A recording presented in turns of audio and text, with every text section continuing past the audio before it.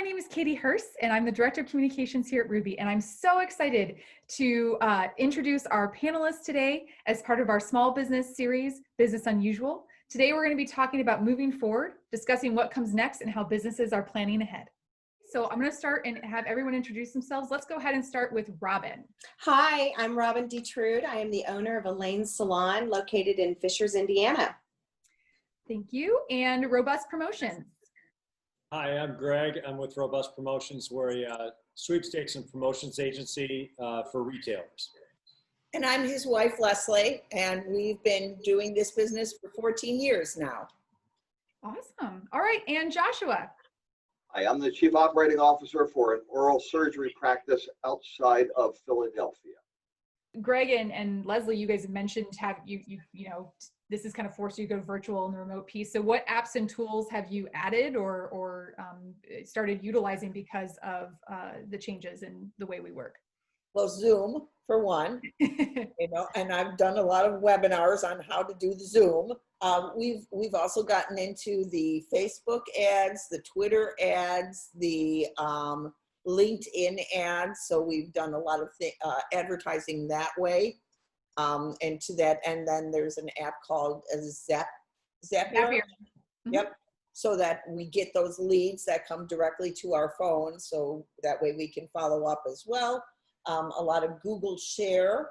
Mm-hmm. And Greg in particular has been doing a lot of Skyping with our VP. Mm-hmm. And doing a lot of screen share Right. as well. Yep. Mm-hmm. Yeah, you guys are entering my territory with LinkedIn and Facebook ads and Zapier. There you go, right. Yeah, Zapier is a great tool because it can connect so many different things. It's a really awesome. So that's great. Robin, how about you? What apps and new tools have you added into your repertoire?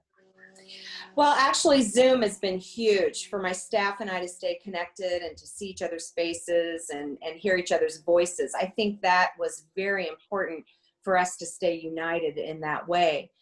A lot of texting, some emailing, mostly Instagram on my personal and my business. Some Facebooking as well for business.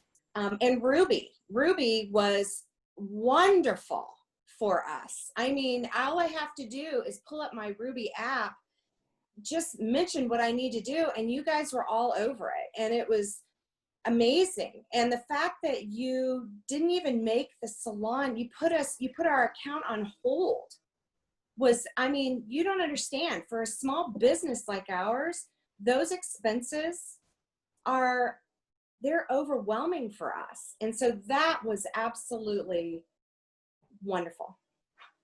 Oh, I'm so glad that we could be of service. I mean, that's absolutely been so hard for us, is to see our small businesses have to go through such a rough time. And so anything we can do, we've been trying, including and I felt that and appreciated it so very much. And even checking in, you guys even checked in on us. You know, it was very, very special. So thank you for that. Our pleasure. Well, and so that brings me to a question that's not on the list, which is most of you have teams or work with individuals. So, you know, what are some ways that you guys have stayed connected during this time? You know, Leslie, and you mentioned you're doing a lot of webinars to stay connected to what's out there. Just out of curiosity, Greg and Leslie, what other ways are you trying to stay connected to the other folks you work with and your client? Right, and I would say as far as our clients are concerned, I'm going back to the old-fashioned way. I'm picking up the phone and I'm calling them just to check in, to see how everybody's doing. So there's been a lot of that as well. Not everybody likes to do the Zoom thing. We were able, because other people are in similar situations, it's all new territory. We reached out to a firm that kind of rebuffed us before because they were busy with a little company called Pfizer. We called them this time and said, hey, we're still a small agency, but we really like what you're doing with social media advertising and all the rest. And we noticed you had the Home Garden television account. And they said, yeah, we had it for 5 years, and lots of sweepstakes and promotions that were offshoots of that, because they realized how lucrative that was for their online advertising, because people were so into that that product and that property. So they took us on, and they took us on without charging us, and taught us things that we wouldn't have opted for, because we not knowing what we were doing. I didn't want to look at a $10,000 price tag while we were learning, each thing. So we were able to do things now because their bandwidth was available and they weren't charging us while we were learning. And those things are starting to take off. So they planted seeds they otherwise wouldn't have. We learned along the way, and now we're both going to profit. So, and we're playing that forward because Airbnb, they got shut down pretty badly as well. So they had to pivot, and they went to Airbnb experiences. And so for Easter Sunday, obviously we couldn't get together with our family. We have 4 grandkids that are under the age of 9. And it was breaking my heart, and I wanted to do something. And so it came up on my email that Airbnb was doing these experiences. And one of them was a magician that could do this Zoom magic tricks. And so we all signed in, and even my mom, who was out in Utah, signed in on this. And it was a wonderful experience. And as it turned out, we were his very first clients. And Greg and I tend to make friends every place we go, whether it's on Zoom or in real life, however it happens. Long story short, too late now. Greg has been mentoring him every Tuesday. Oh, wow. Greg takes an hour and gets on the phone with this young man, and he's now doing, go ahead, I won't steal your thunder. He's in London, and he's a magician, and he quit high school. He's about 30 years old. He's been doing it for 13 years. And he did this with us because he was targeting families for birthdays and things like that. And I said, well, go do corporate stuff and get 200 people at a time and charge them per head. And so he's got Google and Netflix and Dyson and wow. He's got a bunch of huge companies that are coming back in droves, and he was one of only 6 things she could pick from for experiences. Now there's 10 magicians, and he's at the top of those 10 magicians. There's tons of them. She's done sangria with drag queens in Portugal. I mean, she's done some crazy crap. But anyway, his thing is just going through the roof. He's making more in a day than he used to make in a month. So that's incredible. What a great story. Anyway, now we have taken the gentleman that of the company that you've been working with, and tomorrow our virtual mentoring session. We're going to hook those two together. The head of the company that wouldn't work with us before is now going to work gratis for this gentleman in London who took a lockdown to go global. He had a local lockdown in London that made him go global. He's working in the States. He's working in Japan, all over Europe. So that's amazing. What a great story. Yeah. Robin or Joshua, I know that's going to be hard to top, but are there ways that you guys are staying connected with your teams or clients that are interesting? I mean, there's always the typical things, but the reality is that it's more of a slog than anything else for us at this point. I mean, we're just really trying to make sure that we maintain our patient base and that we're reaching out to as many people as possible. Well, I think the thing that made it most interesting, I don't know if the other folks on the call applied for PPP. Yes. So that experience was a whole different universe as well. Yes. So our bank was a little bit interesting, is one way to put it, but it was at 5:30 a.m. on a Saturday morning that we got our application in, because the bank didn't have the application ready until 4 a.m. And so my controller said, we need to get on the phone together, share a screen so we can fill out the application. So, it was just a whole, which we got the PPP money, which has saved the practice, but it was definitely one of those things that it's like, okay, what else am I going to do at 5 o'clock on a Saturday morning? Right.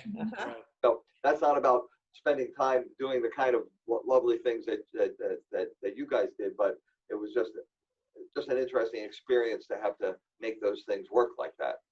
Yeah.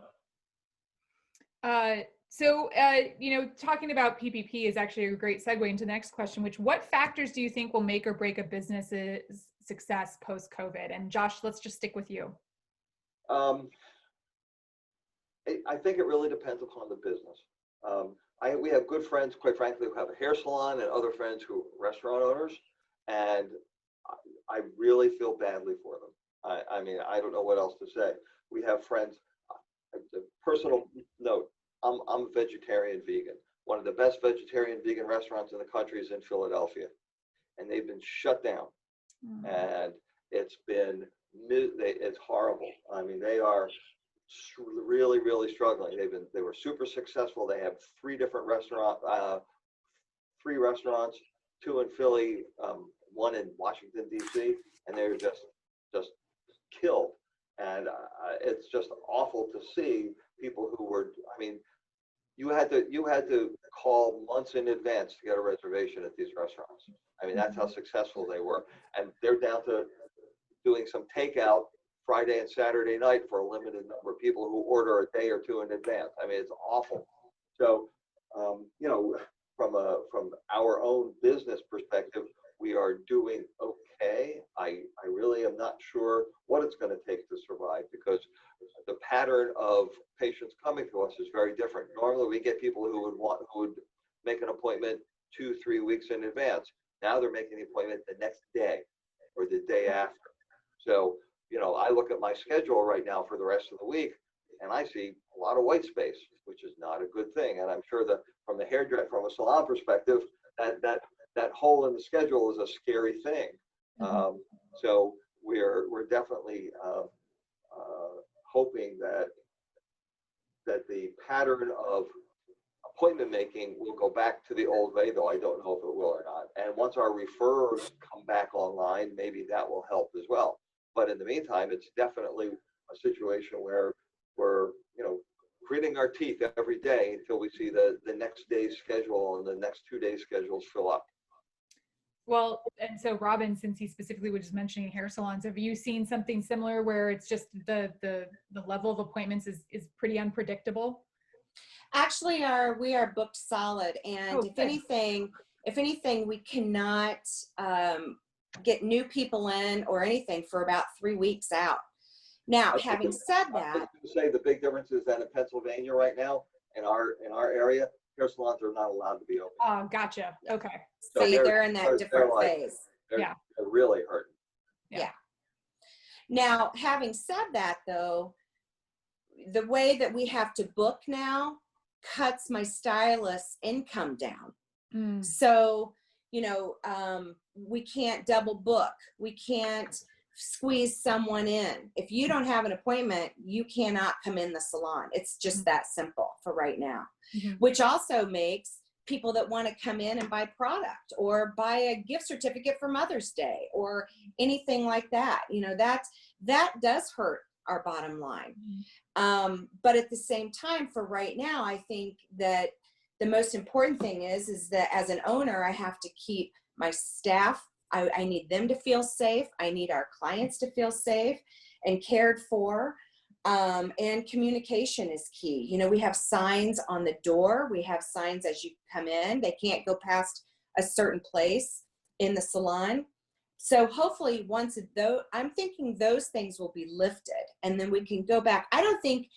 Just like what Joshua said earlier, I don't think it's ever going to go back to the way that it used to be. I could be wrong about that, but honestly, I think we're looking at a new way of doing business. And I hope we can get some form of new normal where it's comfortable again and our lobby is open again, because our salon is beautiful and people love to come and hang out. That's what they do. And they sit with other clients and whatever, they've gotten to know each other. And those days are, for right now, those are done. So. Well, and sticking on you for a second, what factors do you think will make or break a business's success? I know you mentioned your husband also owns a small business. Yes. Well, I think that we need to stay, you have to communicate. I think that's one of the biggest things right there. You have to communicate. Say what you mean and do what you say. And if that means you keep signs up or you keep your mask on and, hold on to these guidelines, then that's what you do. That's what you do. And I think, organization is key. Those things, being able to organize your schedule. Our schedule looks so different now. And you have to make time to do extra sanitation measures. You have to make time to make sure that laundry is in the perfect place, because it has to be contained. And then it has to be washed in a certain temperature and certain soap now. I mean, it's a lot. It's a lot, but my staff is rising to the occasion.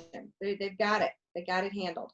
So I want to finish with, you know, we've talked a little bit about some of the difficulties. We've talked about some of the changes, but you guys are amazing small business owners. You're doing your best to get through it. So let's talk about your wins. Let's talk about some celebrations.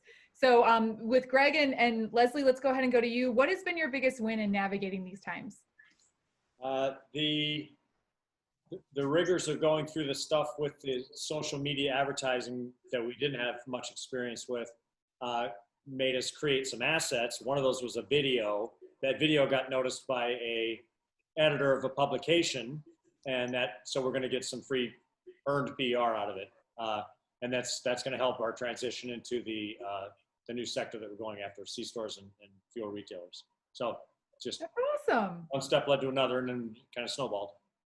And to me, it was making new friends, making our friends overseas. So I love it. Well, Josh, how about you and your biggest win in navigating COVID? I think the biggest win, quite frankly, is throughout the whole thing, as of right now, we were able to keep all our staff on. There was some level, I mean, some staff was furloughed, but basically we were able to bring everybody back, and we maintained their benefits throughout the whole period.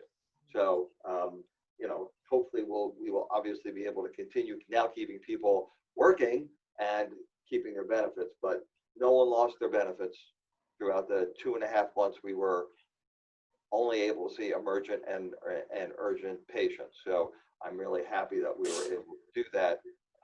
And I think the staff is too. That to me is the biggest win, which is of course coupled with hopefully our level of busyness and things like that will start to rise back to our old levels. That's incredible.